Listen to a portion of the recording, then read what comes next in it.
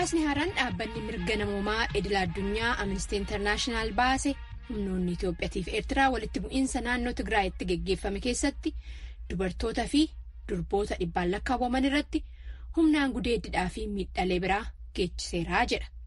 Gabaasa Sindii Ispaang qindeessite Bafiqaaduu Muradaatu dhiheessa.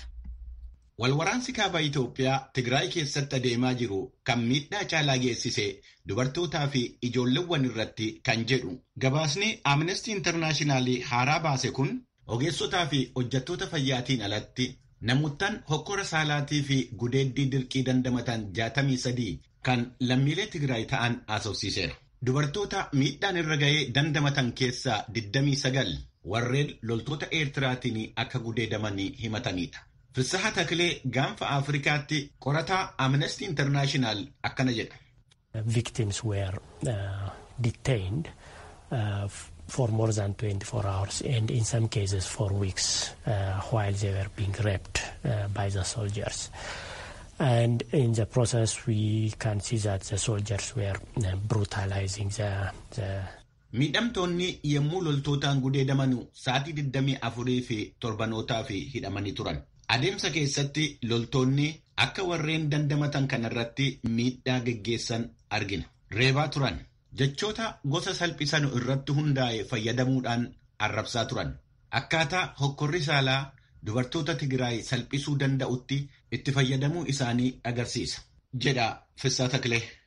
Dubartiin waggaa 20 ji'a sadaasaa bara 2020 mana ishee keessatti akka loltoonni afaan Amaaraa dubbatanu miidhaa irraan gahan Amnestytti himteetti. Ulfa ji'a 4 turte. Ulfa ta'uu koo baruu isaanii hin beeku. Nama ta'uu koos hubachuu isaanii hin beeku jechuudhaan Amnestytti akka himte dubbata gabaasni kun. Gabaasni ammaa kun waan lafa irratti ta'aa jiru keessaa waan xiqqoodhaa jedhu Adootii Akiwee'ii Amnesty International irraa. The ages of the women as young as 10 and as old as 62. The use of racial slurs to basically identify them as Tigrayan women. Umuriin dubartoota miidhaan irra ga'ee waggaa 10 amma waggaa 62ti. Dubartoota Tigraay ta'uu isaaniitiin hin arrabsamu. Haa ta'u jedhamee namoottan adda addaatiin gudeeddiin saalaa irratti raawwatameera. Ulfa ta'aniyyuu jedhu Adootii Akweewii. Dhimma kana ilaalchisee ministeerri dhimma alaa Itoophiyaa ibsa baaseen mootummaan akka hokkora saalaa balaaleffatu ibsee naannoo Tigraayitti lola adeemaa jiru keessatti hokkora saalaa fi gudeeddii dirqii ilaalchisee kanaan dura ibsa baasuu isaa yaadachiiseera. Namoottan gocha seeraan alaa raawwatanii akka seeratti dhiyeessu beeksisuu isaa ibsee namoottan miidhaan hokkora saalaa irra gahe gargaaruudhaaf mootummaa yeroo naannoo Tigraay wajjiniin akka hojjechaa ture himeera. Ibsi ministeera dhimma alaa Itoophiyaa kun. Ibsichi gabaasa Amnesty International amma baase irratti akka jedhetti gabaasichi akka loogii qabuu fi haala ogeessummaatiin akka hin hojjetamne ibseera. Namoota Amnesty bakka bu'anii gabaasa hojjetan keessaa kan loogiidhaan hojjetan akka jiranu kanaan dura dhaabichatti beeksisuu isaa kan hubachiise ibsi mootummaa kun mootummaan eegumsaa fi nageenya lammiilee biyyattii mirkaneessuudhaan waan barbaachisaa ta'e gochuu akka itti fufuu ibseera. Karaa biraatiin ministeera dhimma alaa Eertiraa Yemaane Gabre Masqal fuula Tiwiitarii isaanii irratti akka jedhanitti gabaasni Amnesty ifatti waan sirrii hin taanedha jedhaniiru. Akka obbo Yemaaneen jedhanitti Amnestiin bitaaf mirga irraa dhugaa jiru addaan baafachuudhaaf yaaliin taasise hin jiru. Waa'ee gabaasa kanaa irratti VOA'dhaan kan gaafataman itti gaafatamtuun dhimma pireesii White House Jen Psaki deebii kennaniiru. We are closely engaged with countries in the region, leaders in the region, and certainly horrified by what we've seen as ongoing human rights abuses in Ethiopia. Biyyottanii fi hoggantoota naannoo sanaa wajjiniin quunnamtii qabna. Waa'een sarbiinsa mirga namoomaa Itoophiyaa keessatti deemaa jiru waan naasisaa ta'edha. Jedhan Jen Psaki. Ministeerri dhimma alaa Yuunaayitid Isteetsi irra deddeebi'ee gareen hunduu lola dhaabanii lammiilee Itoophiyaa miiliyooniitti lakkaawamanu warreen beelarra jiranuu fi gargaarsa namoomaa fi qoricha fayyaa qaqqabsiisuun akka danda'amuuf akka fedhii agarsiisanu yookaan akka heeyyamanu waamicha gochaa jira.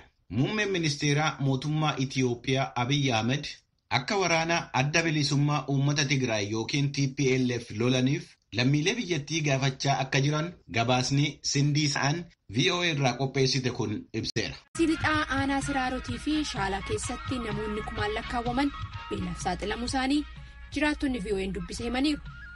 Waajjirri hooggansa sodaa balaa godina Arsii Lixaa gama isaatiin sababa hongeen bara kana dheerateef aanaalee san keessatti namoonni 400,000 ol ta'an beelaaf saaxilamuu isaanii ibseera.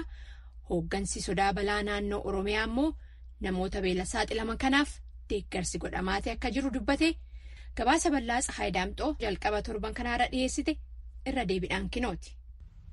Godina Arsii Lixaa aanaa Siraaroof Shaallaa keessatti bara 2013 roobni yeroo eege waan hin roobneef hongeen dheeratee beelli hammaateeraa jedhan jiraattonni aanaalee kanneen keessaa dubbisne.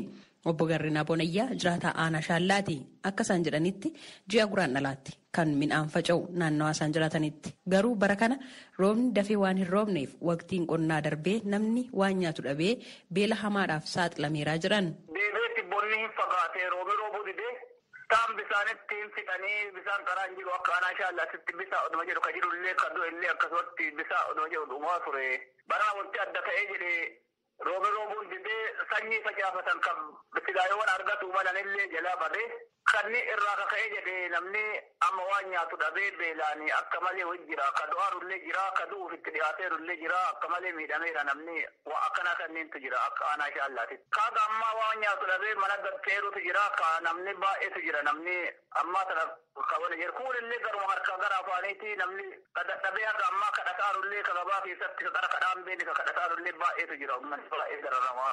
Roobni asiin dura yakkaatiitii irraa qabee roobaa yakkaatiitii maggaabiitiin facaafatan. Midhaan ammoo maggaabiitii yakkaatiitii facaafatan irra lufee balgii facaasan kanallee tamaadhaa roobillee deemee badee hin bade silaa yakkaatiitii maggaabiitii ture ka'a silaa biyyanatti facaafatan akka ammaa roobeen jiru. Akka obbo Garrinaan jedhanitti rakkoo hamaan aanaa kan mudachaa jiruu fi jireenya jiraattotaaf qormaata ta'e hanqina bishaaniiti jedhu. Irri guddaan amma namni beelaa fi ka irra dhumaa roobeelli akkasii bisaan hin jiru. Bisaan haga ammaa jaarkaanii tokkotti birri 30 birri 40 bisaadhani akkuma gannaa kanatti. Isa kiiloomeetirii akka 70 Shaashamannee irraa gaariin fe'aati naannoo keenyatti gurguratanii warra gaariitti tokko naggaadhee Lassaassaa fi Amboo'aasan gara biraa gaariin dhufaa achi gurgurata warri Gillasabii. Aanaa Shaallaa bisaan tokko maddii wayii hin jiru akka aanaa Shaallaattu beekamtuu miree maddii bahee haga ammaa bisaan dhugan hin jiru. Waradaa 3 waradaa 4 keessa karaa kanaatiin dura waa dhufaa ture waggaa 3 4 amma sunniin illee dhaabateeti bisaan gaarii kana biyya biraatii bitataa turani akkuma Lassaasaa. Bisaan achii ba'ullee qoqqoratanii lafa garii amma babbaasuu jammaraniidhanii maashinii dhabnee wayii hojiirra oolle jedhanii kan ammaa silaa mokoraa jiranii bakka bakkatti baasaniiti maashiniin alaallee nuungallee wanti isinii jechuun hin jiru jedhanii akkasii jira amma yaalaa jiranii akka ammaatitti uumaa wanti mul'ateeru hin jiru.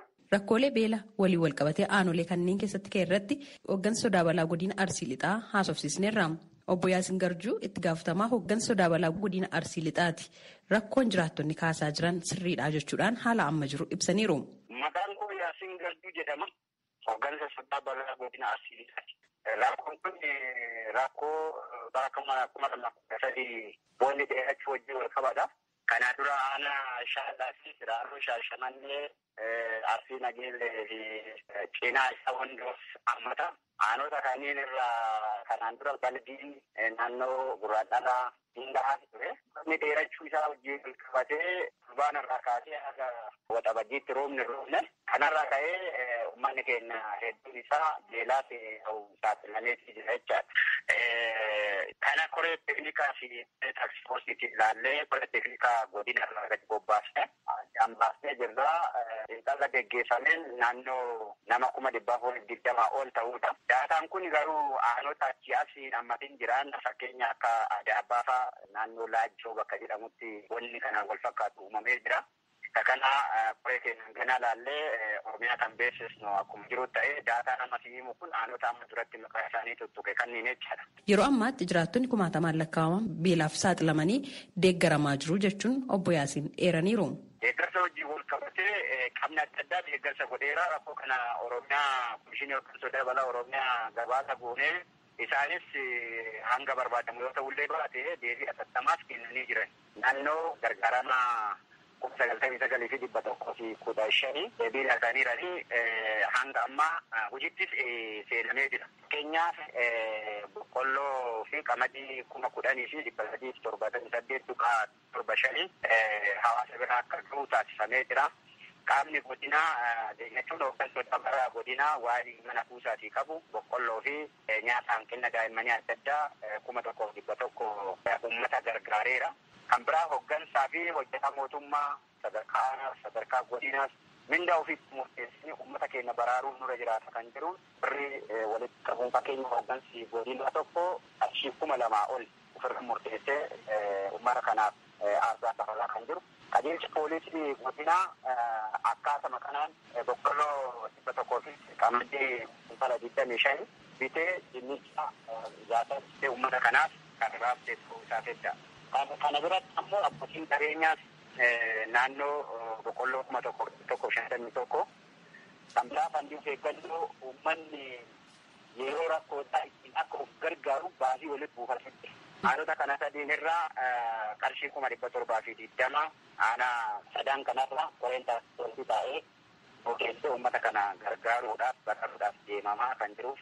Rakkoo guddaan aanaa shaallaa bishaan jechuudhaanis rakkoo bishaan waliin walqabatee haala jiraattonni aanaa shaallaa keessa jiran obbo Yaasiin akkanaan ibsanii. Maqaan koo Yaasiin Garduu jedhama. Hooggansa sodaa balaa godina Arsiiti.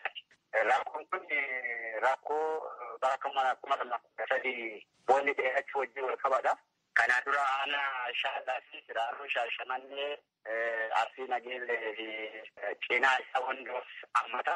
Aanota kanneen irraa kanaan dura balbiin naannoo Gurraadhalaa Dindahaa ture. Inni dheerachuu isaa wajjin wal qabatee turbaan irraa kaasee haga waxabajjiitti roobni roobne. Kanarraa ka'ee uummanni keenya hedduun isaa beelaa fi saaxilamee jira jechaadha. Komishiniin hooggansa sodaa balaa Oromiyaa gama isaatiin sababa beelaan lubbuun namaa darbe hin jiru. Gabaasni akkas jedhus nan qaqqabne jedhee jira. Garuu godina Arsii Lixaatti aanolee muraasa keessatti beelli mudatee deeggarsi taasifamaafii jira jedhan komishinarri komishinii hooggansa sodaa balaa Oromiyaa Abaadir Abdaa. Naan federaalaattis akka naannoottis uummata naannicha jiruunis gargaarsi barbaachisaa ta'uu godhamaa jira. Ammaatti odeeffannaa jiruun rakkoo hubaatii beelaa miidhaa lubbuu geesse hagammaan odeeffannaa hin qabnu. Hordoffii walirraa hin cinnes taasisaa jirra. Naannoo sanatti rakkoon uumamee miidhaan agas ga'u dhaqqabee jedhamee wanni nu ga'e hin jiru. Polis dhaabnee torbiidhaan haala jiru irratti qorannaa barbaachisaa jiru taasifamaa jira. Kanaaf haala kanaan miidhaa jirus ofitti fudhannee akka naannoottis rakkoolee naannoo sanatti mul'atu humnaa ol ta'e akka deemuu hin dandeenye hojiin barbaachisaa ta'e hojjetamaa jira. Akka komishinar Abaadir jedhanitti hanga ammaatti sababa beelaatiin namoonni aanaalee kanneen keessaa buqqa'anii bakka biraa deeman hin jirani. Beelli amma mudate to'annoo keenyaa ol miti. Deeggarsi barbaachisaan taasifamaafii jira jiraattota beelaaniif jechuun raadiyoo sagalee Ameerikaatti himaniiru. Rakkoo bishaan dhabuu walii walqabatee jiraattonni aanaa shaallaa kaasan irratti waajjira bishaanii godina Arsii Lixaa fi akkasumas biiroo bishaan Oromiyaarraa deebii argachuudhaaf har'aaf hin milkoofne yeroo ittaanutti kan argannu yoo ta'e qabannee dhiyaanna. Gabaasa raadiyoo sagalee Ameerikaatiif Tsahaay Daamxoo Finfinneerraa. Dhaggeeffachaa jirtan raadiyoon sagalee Ameerikaa sagantaa afaan Oromooti. Dhiibbaan adda addaan irratti mul'atu diinagdeen Itoophiyaa rakkoo keessa jiraa jedhan ogeessi diinagdee obbo Ayyalaa Galaan. Keessumattuu walitti bu'iinsi dhiheenya kaaba biyyattii keessatti mul'ate guddina diinagdee biyyattii irratti dhiibbaa mataasaa akka qabu dubbatan. Dhimma kanarratti aadde Ababaa Taammanaa dubbi himtuun ministeera daldala Itoophiyaa qaala'iinsa gatii biyyaalessaa amma dabalaa jiru kanaaf sababa adda addaa ibsanii mootummaanis kana furuudhaaf dhawaatanitti deematii jira jedhanii galmoo daawit dabalata qaba. Akka gabaasni galmee biyyaalessaa mootummaa Itoophiyaa Central Statistics Agency ji'a darbe agarsiisutti Itoophiyaa keessatti ammas qaala'iinsi jireenyaa dabalaa jira. Gabaasni kun ji'a adoolessaa darbe kana qaala'iinsi jireenyaa 24.5 dabaluu agarsiiseera. Kana qofaallee miti sadarkaan qaala'iinsa jireenyaa kun kan ji'a adoolessaa gana darbeen wal bira yoo qabamu ammas gatiin midhaan nyaataa 28.7 ol dabalee argamuu isaati.